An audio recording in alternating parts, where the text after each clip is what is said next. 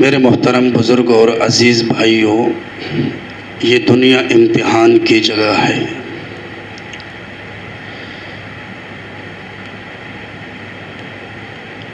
جیسے کہ اللہ تبارک و تعالی بعض لوگوں کو مال و دولت اور اولاد کی فراوانی عطا کر کے آزمائش میں ڈالتے ہیں، اسی طرح اللہ تبارک و تعالی بعض لوگوں پر غربت اور فقر کو مسلط کر کے انہیں بھی آزمائش میں ڈالتے ہیں۔ یہ اللہ کی آزمائش ہے۔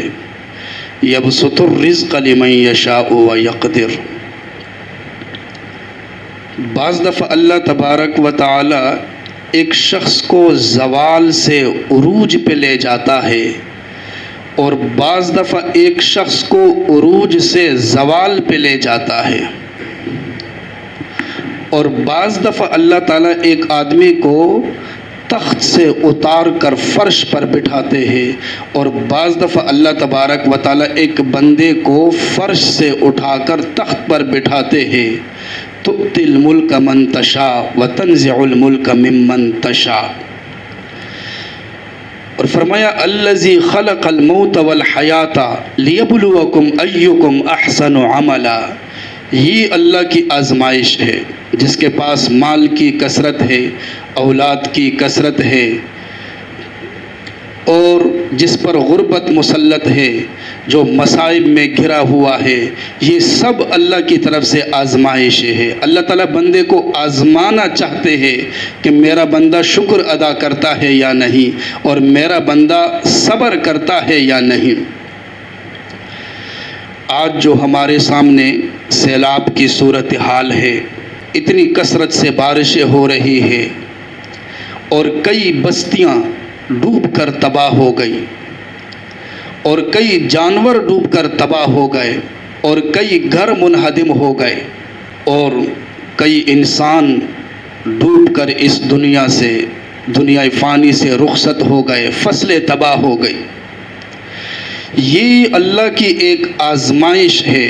جیسے کہ سیلاب کے متاثرین کے لیے یہ ایک امتحان اور ایک آزمائش ہے، اسی طرح ہمارے لیے بھی یہ ایک آزمائش ہے اور ایک امتحان ہے۔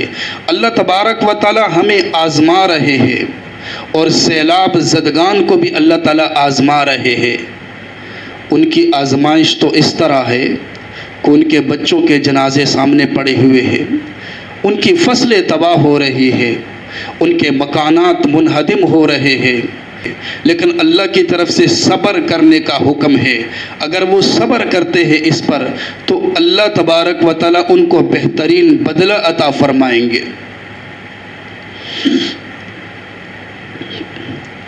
جیسے کہ حدیث کا ایک جملہ ہے، وہ جملہ سامنے رکھیے۔ اللہ کے پیغمبر نے فرمایا ان للہ ما اخذ ولہ ما اعطى۔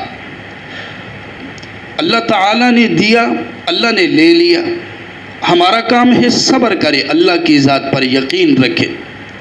اور ہمارے لیے اس طرح آزمائش ہے کہ ہم اپنی آنکھوں سے اپنے بھائیوں کو دیکھ رہے ہیں، مسلمانوں کو دیکھ رہے ہیں، انسانیت کو دیکھ رہے ہیں کہ وہ سیلاب میں وہ لوگ ڈوب رہے ہیں، ان کا نقصان ہو رہا ہے، ان کی فصلیں تباہ ہو رہی ہے، ان کے گھر منہدم ہو گئے، جانی نقصان ہوا۔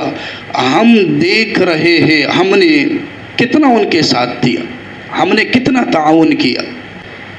اگر ہم قرآن سے پوچھیں تو قرآن ہمیں صحابہ کی قربانیوں کے بارے میں بتاتا ہے۔ وَيُؤْثِرُونَ عَلَىٰ أَنفُسِهِمْ وَلَوْ كَانَ بِهِمْ خَصَاصَةٌ۔ فرمایا وہ تو دوسروں کو اپنی ذات پر ترجیح دیتے تھے، خود بھوکے سو جاتے تھے، لیکن مہمانوں کو کھلاتے تھے، حقداروں کو کھلاتے تھے، غریبوں کا خیال رکھتے تھے، یتیموں کا خیال رکھتے تھے۔ تو ایک ہمارے لیے بھی آزمائش ہے، ہم سے بھی پوچھ ہوگی ہم نے کتنا تعاون کیا ان کے ساتھ۔ اور باقی آزمائش کا سلسلہ تو قیامت تک چلتا رہے گا۔ یہ تو اللہ تعالیٰ کا فرمان، جیسے میں نے آپ کے سامنے ابھی آیت پڑھی ہے، وَلَنَبْلُوَنَّكُمْ بِشَيْءٍ مِّنَ الْخَوْفِ۔ اللہ تعالیٰ فرماتے ہم ضرور بضرور تمہیں آزمائیں گے، کبھی خوف مسلط کر کے تمہاری آزمائش ہوگی، اور کبھی بھوک مسلط کر کے، غربت مسلط کر کے تمہاری آزمائش ہوگی۔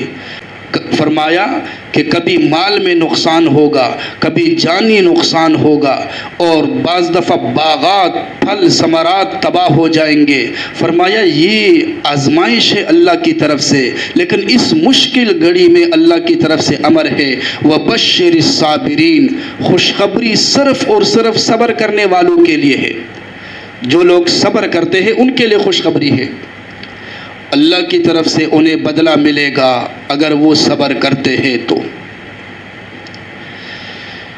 یہ کتنے مشکل مراحل ہے، ہم اپنی آنکھوں سے دیکھ رہے ہیں کہ لوگ کتنے پریشان ہیں، لوگوں کا نقصان ہو رہا ہے۔ اس صورتحال میں ہماری پہلی ذمہ داری یہ ہے کہ ہم جرم کا اعتراف کریں کہ اللہ ہم مجرم ہیں، ہم سے غلطیاں ہو چکی ہیں، اور جو کچھ ہمارے ساتھ ہو رہا ہے یہ ہمارے بد اعمالیوں کا نتیجہ ہے، اور اس حالت میں ہماری زبانوں پر اللہ تعالیٰ کی تحمید و تقدیس کے کلمات ہونے چاہیے، اور یہی تمام انبیاء علیہ الصلاۃ والسلام اور اولیاء امت کا کردار رہا۔ حضرت یونس علیہ السلام مچھلی کے پیٹ میں ہے، فی ظلمات ثلاث، 3 اندھیرے ہیں، سمندر کے اندر ہے، مچھلی کے پیٹ کے اندر ہے۔ اگر اسباب کے اعتبار سے دیکھا جائے تو ان کا بچنا بالکل ناممکن، لیکن مچھلی کے پیٹ میں یونس علیہ السلام کی زبان پر کون سے کلمات جاری ہوتے ہیں؟ قرآن ان کلمات کا ذکر کرتا ہے کہ حضرت یونس علیہ السلام کی زبان تر ہوتی ہے اس وقت ان کلمات سے، لا الہ الا انت، اللہ آپ کے سوا کوئی معبود نہیں، کوئی خالق نہیں، کوئی مالک نہیں، کوئی مسجود نہیں، سبحانک، آپ کی ذات پاک ہے، تمام کمزوریوں سے پاک ہے، نیند سے پاک ہے، اونگ سے پاک ہے، ظلم سے پاک ہے، عجز سے پاک ہے، اللہ مجھے کوئی بھی نہیں بچا سکتا، اسباب کی دنیا میں میرا بچنا ناممکن ہے، لیکن تیرے لیے مشکل نہیں ہے، اللہ تو مجھے بچا سکتا ہے، سبحانک، تو عجز سے پاک ہے، انی کنت من الظالمین۔ آگے یونس علیہ السلام نے کوئی شکوہ نہیں کیا کہ اللہ ظالم تو وہ تھے، نافرمان تو وہ تھے، گرفت تو ان کی ہونی چاہیے تھی، نہیں، یونس علیہ السلام کی زبان پر جو اگلا جملہ جاری ہوتا ہے، انی کنت من الظالمین، اللہ میں مجرموں میں سے ہوں، میں ظالموں میں سے ہوں۔ ہم گناہ کا اعتراف کریں، جرم کا اعتراف کریں کہ اللہ ہم مجرم ہیں۔ یہ یونس علیہ السلام کا یہ واقعہ ہمیں سبق دے رہا ہے کہ جب بھی مشکل گھڑی ہو، بچنا بالکل ناممکن ہو، ہم اس حال میں بھی صرف اور صرف رب کو پکاریں، بدگمانی نہ کریں۔ بعض لوگ بدگمانی کرتے ہیں اللہ کے بارے میں، بدگمانی کریں گے اللہ کی مزید پکڑ ہوگی، صبر کریں گے اللہ تعالیٰ بدلہ دیں گے، رب کو پکاریں گے اللہ تعالیٰ بدلہ دیں گے۔ ایسی مشکل لمحات میں اگر ہم بدگمانی کریں گے تو ایک طرف سے تو سیلاب نے ہمارا مال تباہ کر دیا، سیلاب نے جانی اور مالی نقصان کیا، اور دوسری طرف سے اللہ کے بارے میں بدگمانی کر کے ہم ایمان سے بھی فارغ ہو جائیں گے۔ جیسے کہ بعض لوگ بدگمانی کرتے ہیں، جب کوئی مصیبت آتی ہے نماز پڑھ کر دعا کرتے ہیں، اللہ آپ کو تو پتہ ہے میں تہجد کی نماز بھی پڑھتا ہوں، پہ تلاوت بھی کرتا ہوں، ذکر و اذکار بھی کرتا ہوں، تسبیحات کا اہتمام بھی کرتا ہوں، اور ہمارے پڑوس میں آپ کو پتہ ہے کتنے لوگ ہیں جو فجر کی نماز نہیں پڑھتے، کتنے لوگ ہیں جو ایک نماز بھی نہیں پڑھتے، جو تلاوت بھی نہیں کرتے، ہمارے بچے بھی نماز پڑھتے ہیں، ان کے بچے بھی نماز نہیں پڑھتے، لیکن اللہ ساری مصیبتوں کا نشانہ ہم ہے، مصائب کی بارش ہم پر ہو رہی ہے، ان کی طرف یہ مصیبتیں نہیں جاتی۔ یہ بدگمانی آپ نہیں کر سکتے۔ یفعل اللہ ما یشاء، یفعل اللہ ما یرید، ما شاء اللہ کان وما لم یشاء لم یکن۔ اللہ کے بارے میں یہ بدگمانی ہم نہیں کر سکتے، ورنہ ایمان سے فارغ۔ اس طرح کی شکایتیں اللہ کو پسند نہیں۔ جب اللہ کی طرف سے کوئی مصیبت آتی ہے پھر انسان یہ نہ کہے کہ اللہ یہ مصیبت کیوں آئی ہے، قرآن نے یہ نہیں بتایا۔ پھر وہاں پر مسلمان کو حکم ہے کہ وہ کہے کہ اللہ میں مجرم ہوں، اللہ میں مجرم ہوں، اس لیے آپ نے مصیبت بھیجی ہے۔ بعض دفعہ تو اللہ تعالیٰ مصیبت بھیجتے ہیں کسی پر تنبیہ کے لیے، اس کو تھوڑا بہت عذاب دیتے ہیں، اور بعض دفعہ اللہ تعالیٰ مصیبت کسی پر بھیجتے ہیں آزمائش کے لیے۔ تو بندے کا کام یہ ہے کہ وہ جرم کا اعتراف کرے کہ اللہ میں مجرم ہوں۔ اچھا، ہماری دوسری ذمہ داری یہ ہے کہ ہم توبہ کریں، سب توبہ کریں اور سچی توبہ کریں، چونکہ اللہ تبارک و تعالی توبہ کی وجہ سے ہمارے گناہوں کو معاف فرمائیں گے۔ جیسے کہ سیدنا آدم علیہ السلام کا واقعہ جو قرآن میں بیان کیا گیا، سیدنا آدم علیہ السلام پر جب مشکل لمحات آتے ہیں تو ان کی زبان پر یہ کلمات جاری ہوتے ہیں، ربنا ظلمنا انفسنا وان لم تغفر لنا وترحمنا، اللہ ہم ظالم ہیں، ہم نے ظلم کیا اپنی ذات پر، وان لم تغفر لنا، اگر آپ نے ہمیں معاف نہیں کیا، وترحمنا، اگر آپ نے رحمت کی چادر نہیں پھیلائی، لنکونن من الخاسرین، ہم خسارے والوں میں سے ہو جائیں گے۔ پھر یہ آدم علیہ السلام کا واقعہ، حضرت آدم علیہ السلام کا یہ قصہ ہمیں بتا رہا ہے کہ مشکل لمحات میں توبہ کرے، اللہ تعالیٰ سے معافی مانگے، اور جب بندہ سچی توبہ کرتا ہے تو اللہ اس کے گناہوں کو ایسا معاف کر دیتے ہیں گویا اس نے گناہ کیا ہی نہیں۔ ایک حدیث میں آتا ہے، اللہ کے نبی نے فرمایا التائب من الذنب کمن لا ذنب لہ، فرمایا کہ جو گناہ کر کے توبہ کرتا ہے، سچی توبہ کرتا ہے، وہ ایسا ہے جیسے اس نے گناہ کیا ہی نہیں۔ ہماری اگلی ذمہ داری دعا کرے۔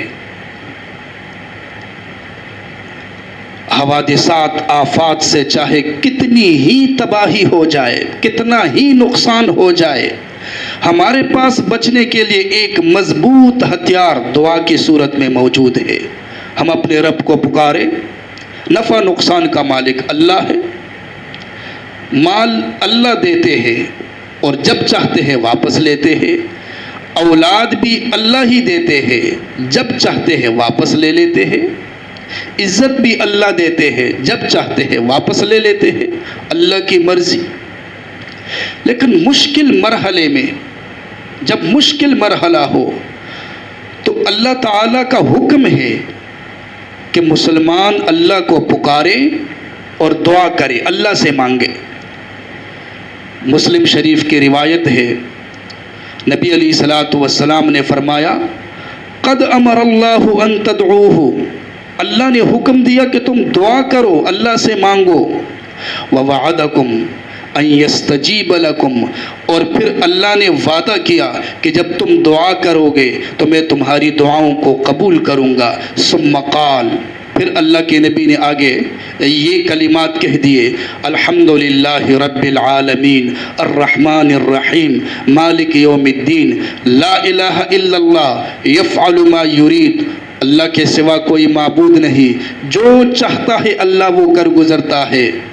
اللہم انت اللہ لا الہ الا انت الغنی ونحن الفقراء، اللہ تیری ذات غنی ہے، ہم سب فقیر ہیں، ہمارے پاس جو ہے وہ آپ نے دیا ہے۔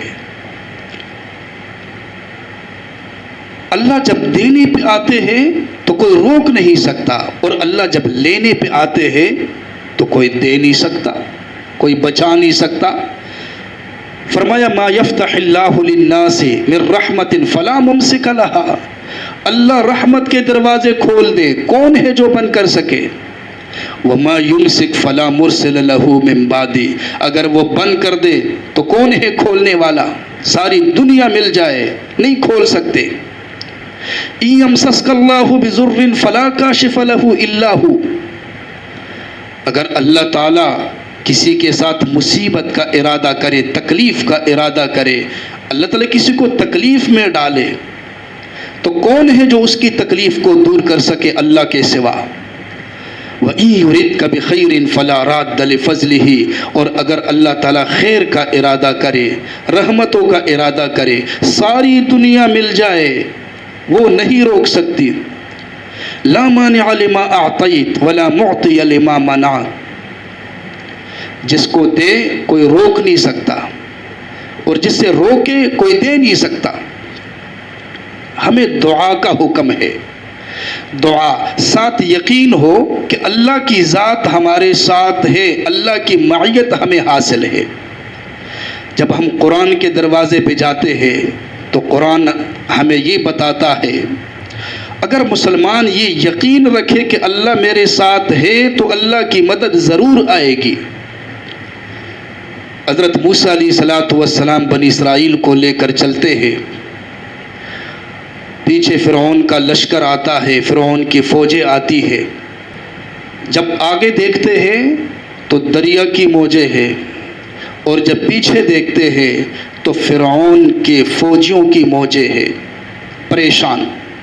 قرآن یہ نقشہ بیان کرتا ہے، فلما ترا الجمعان قال اصحاب موسیٰ انا لمدرکون، جب یہ آمنے سامنے ہوئے، ایک طرف سے بنی اسرائیل، دوسری طرف سے فرعون کا لشکر، فرعون کی فوج، بنی اسرائیل نے جب دیکھا آگے پانی کا سیلاب ہے، پیچھے دیکھا فوجوں کا سیلاب ہے، موسیٰ علیہ السلام سے کہنے لگے انا لمدرکون، ہم تو پکڑے گئے، ہم تباہ ہو گئے۔ فرمایا کلا، ایسی بات نہیں، نبی کا یقین اللہ کی ذات پر ہوتا ہے۔ تو حضرت موسیٰ علیہ السلام کا یقین اللہ کی ذات پر، نبی ظاہری اسباب پہ نظر نہیں رکھتا بلکہ اللہ کی ذات پر یقین رکھتا ہے۔ تو حضرت موسیٰ علیہ السلام فرمانے لگے ہاں کلا، ایسی بات نہیں، ظاہری اسباب ہمارے مخالف ہے لیکن ان معی ربی سیہدین، میرے ساتھ میرا رب ہے، وہ میری رہنمائی کرے گا، وہ مجھے ایسا نہیں چھوڑے گا۔ حضرت موسیٰ علیہ السلام کا جو یہ جملہ ہے جو قرآن نے نقل کیا ہے، یہ آب زر، سونے کے پانی سے بھی اگر لکھا جائے تو اس کا حق ادا نہیں ہو سکتا۔ اس میں ہمیں سبق مل رہا ہے کہ ایک مسلمان اگر پریشان ہے اور مصائب کے گرداب میں پھنس چکا ہے اور چاروں طرف موت ہی موت نظر آ رہی ہے اور مصائب کی بارش ہو رہی ہے، تب بھی اس حال میں وہ یہ کہے ان معی ربی، میرے ساتھ میرا رب ہے، اللہ کی مدد اس کے ساتھ شامل حال ہو جائے گی۔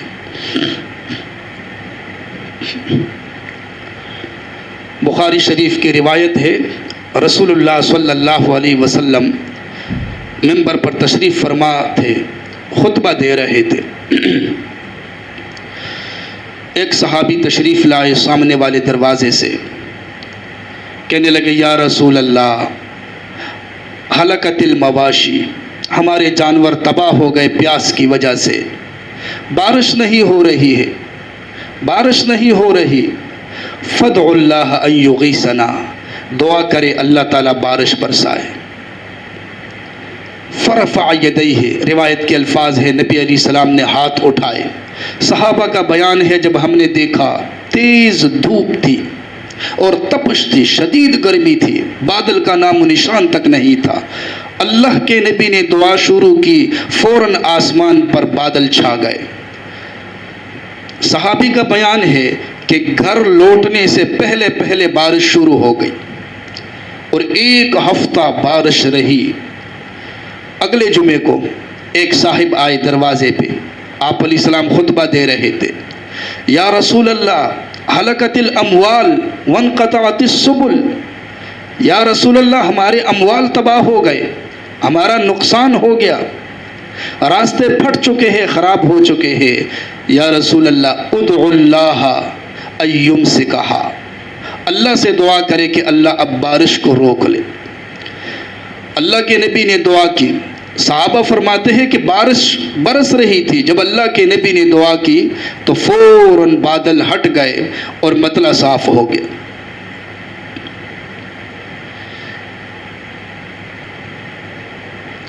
اب دیکھیں صحابہ کا بھی یہ عقیدہ تھا کہ نبی صلی اللہ علیہ وسلم مختار کل نہیں ہے، مختار کل صرف اور صرف اللہ کی ذات ہے۔ اس لیے اس صحابی نے آ کر نبی علیہ السلام کو یہ نہیں کہا کہ یا رسول اللہ آپ بارش برسائے، اور یہ نہیں کہا کہ اب بارش برس رہی ہے، نقصان ہو رہا ہے، سیلاب کی صورت بنی ہے، لہٰذا آپ بارش کو روک لیں۔ صحابی کا جملہ ہے بخاری شریف میں، ادعوا اللہ، آپ اللہ کو پکاریں، آپ دعا کریں کہ اللہ تعالیٰ بارش برسائے، آپ دعا کریں کہ اللہ تعالیٰ بارش برسائے۔ اس لیے جب بھی کوئی مصیبت مشقت ہو صرف ایک اللہ کو پکارے، یہ پیغمبر علیہ السلام کی تعلیم ہے اور یہی صحابہ کا عمل ہے۔ اچھا، ایک ذمہ داری ہماری یہ ہے کہ ہم اس مشکل گھڑی میں، مشکل لمحات میں اپنے بھائیوں کے شانہ بشانہ کھڑے ہو جائے۔ خود اگر کسی کے پاس وقت ہے تو وہاں پر پہنچ جائے، ان کی مدد کرے۔ اگر خود نہیں جا سکتا تو کسی با اعتماد ادارے کے ذریعہ ان کی مدد کرے اور ان کے لیے دعا بھی کرے۔ اللہ کے پیغمبر نے فرمایا کہ جب کوئی شخص کسی مسکین یا کسی بیوہ یا کسی غریب کے ساتھ تعاون کرتا ہے، اس کی مشکلات کو حل کرتا ہے، فرمایا کہ اللہ تعالیٰ اس کو روزہ دار اور تہجد گزار کے برابر ثواب عطا فرماتے ہیں۔